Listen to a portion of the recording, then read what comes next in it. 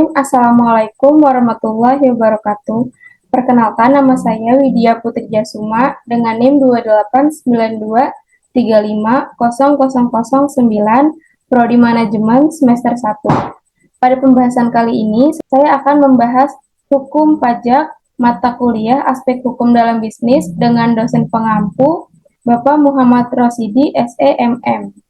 Masuk ke pembahasan yang pertama, pengertian hukum pajak, yang kedua pengertian pajak menurut beberapa ahli, fungsi pajak, jenis dan ciri-ciri pajak, pajak langsung dan tidak langsung, pajak pusat dan pajak daerah, pajak retribusi, iuran dan sumbangan, yang terakhir teknis dan tarif pajak. Masuk ke pembahasan yang pertama, yaitu pengertian hukum pajak.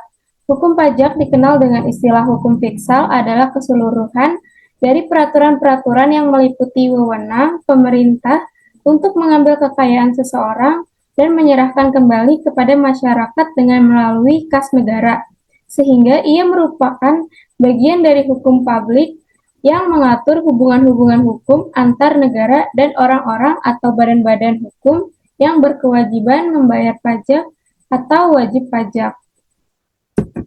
Masuk ke pembahasan yang kedua, yaitu pengertian pajak menurut beberapa ahli.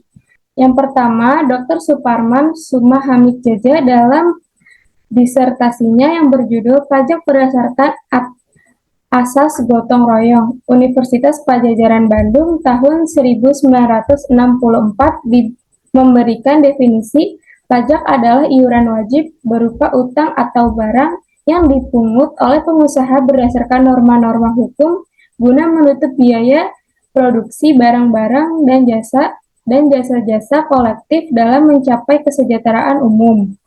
Yang kedua, menurut Profesor Dr. Smith dalam bukunya The Economist Definition der Belastingen, mengatakan pengertian pajak adalah prestasi kepada pemerintah yang terutang melalui norma-norma umum dan yang dapat dipaksakan tanpa adanya kontraprestasi yang dapat ditunjukkan dalam hal yang individual. Maksudnya adalah untuk membiayai pengeluaran pemerintah. Selanjutnya, fungsi pajak. Pajak berfungsi mengatur yang dalam tataran praktisnya dapat dibedakan sebagai berikut. Yang pertama, positif atau tax incentive, yaitu melalui pemberian, kelonggaran-kelonggaran, penghapusan, pengecualian, pengurangan, dan kompensasi. Yang kedua, negatif, yaitu disincentive tax, yaitu melalui pemberian hambatan-hambatan, pencegahan atas pemakaian atau pemasukan, dan pemberatan-pemberatan khusus. Selanjutnya, jenis dan ciri-ciri pajak. Pajak berdasarkan sifatnya yang tertentu dapat dibedakan sebagai berikut. A. Pajak atas kekayaan dan pendapatan. B. Pajak atas lalu lintas, yaitu lalu lintas hukum, kekayaan, dan barang. C. Pajak yang bersifat kebendaan. D. Pajak atas pemakaian. Selanjutnya, berdasarkan titik tolak pungutannya, Yesri Pudiat Moko, SH, M. Hum dalam bukunya Pengantar Hukum Pajak menyampaikan perbedaan pajak dengan menggunakan dasar titik tolak pungutannya. Ini akan menghasilkan dua jenis pajak, yaitu A. Pajak subjektif, B. Pajak objektif. Pajak subjektif yaitu pajak yang memperhatikan pertama-tama keadaan pribadi wajib pajak. Untuk menetapkan wajib pajaknya harus ditemukan alasan-alasan yang objektif yang berhubungan erat dengan materialnya. Misalnya di dalam Undang-Undang Republik Indonesia Nomor 17 Tahun 2000 tentang perubahan ketiga atas Undang-Undang Negara Republik Indonesia Nomor 7 Tahun 1983 tentang pajak penghasilan ditentukan sebagaimana terdapat pada pasal 2, yaitu yang menjadi subjek pajak adalah A. Orang pribadi, B. Warisan yang belum terbagi sebagai satu kesatuan menggantikan yang berhak, C. Badan, D. Bentuk usaha tetap. Pajak objektif yaitu pajak yang pertama-tama memperhatikan objek, baik itu berupa benda, dapat pula berupa keadaan, perbuatan atau peristiwa yang mengakibatkan timbulnya kewajiban membayar, kemudian barulah mencari subjeknya. atau orang badan hukum yang bersangkutan langsung dengan tidak mempersoalkan apakah subjek pajak ini berkediaman di Indonesia ataupun tidak. Baik, selanjutnya di sini ada pajak langsung dan pajak tidak langsung. Pajak langsung yaitu pajak yang bebannya harus dipikul sendiri oleh wajib pajak yang bersangkutan. Tidak boleh dilimpahkan kepada orang lain atau pajak yang dipungut secara berkala, contohnya pajak penghasilan atau PPh. Pajak tidak langsung yaitu pajak yang bebannya dapat dilimpahkan kepada pihak ketiga atau konsumen, atau pajak yang dipungut setiap terjadi peristiwa atau perbuatan yang menyebabkan terutangnya pajak, misalnya terjadi penyerahan barang, pembuatan akta. Contoh, pajak pertambahan nilai atau PPN, bea pos dan materai, bea balik nama atau BBN.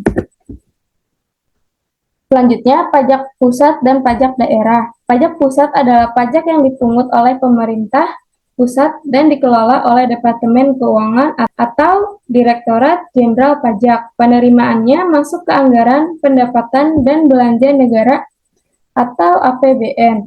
B. Pajak daerah adalah pajak yang tidak dipungut oleh pemerintah daerah dan dikelola oleh Dinas Pendapatan Daerah atau Dipenda. Hasil penerimaannya masuk ke anggaran pendapatan dan belanja daerah atau APBD. Selanjutnya, pajak, retribusi, iuran, dan sumbangan. A. Pajak memiliki karakteristik sebagai berikut. Yang pertama, pajak dipungut berdasarkan Undang-Undang Negara Republik Indonesia atau peraturan pelaksanaannya. 2. Terhadap pembayaran pajak, tidak ada prestasi yang dapat ditunjukkan secara langsung. 3. Pemungutannya dapat dilakukan oleh pemerintah pusat atau pemerintah daerah. 4. Hasil dari uang pajak yang digunakan untuk membiayai pengeluaran pemerintah rutin atau pembangunan, jika sisa digunakan untuk public investment.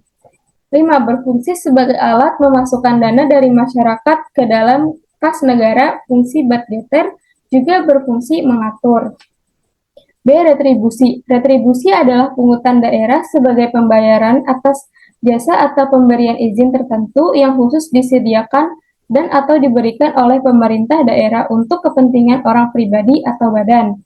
C. Iuran adalah jumlah uang yang dibayarkan anggota, perkumpulan atau komunitas, atau asosiasi kepada bendahara setiap bulan. D. Sumbangan. Sumbangan adalah iuran yang diberikan oleh rakyat secara sukarela digunakan untuk membantu kelompok masyarakat tertentu. Masuk ke pembahasan terakhir yaitu teknis dan tarif pajak. A. Setoran pajak tahunan atau SPT. Laporan SPT paling lambat tanggal 31 Maret atau ditambah 6 bulan pemberitahuan. Pembayaran pajak terutang paling lambat tanggal 25 Maret. B. Denda. Keterlambatan lap SPPT Rp100.000, keterlambatan pajak terutang 2%, dikurang bayar. Kelalaian atas pajak terutang yang tidak dibayar, pidana 1 tahun kurungan atau 2 kali jumlah pajak terutang yang tidak dibayar. Pajak atas pajak terutang yang tidak dibayar sama dengan pidana 6 tahun kurungan atau 4 kali jumlah pajak terutang yang tidak dibayar atas PPh pasal 2126 tentang gaji, upah, HR, tunjangan lain sehubungan dengan jasa. C. Dasar pengenaan. PPN tarif tunggal 10% diubah dengan PP yaitu 5% sampai 15%.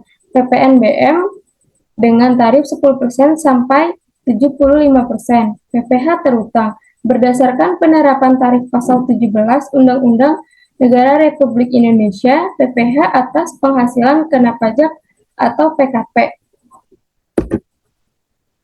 Baik, itu saja yang dapat saya sampaikan. Kurang lebihnya mohon maaf. Wassalamualaikum warahmatullahi wabarakatuh.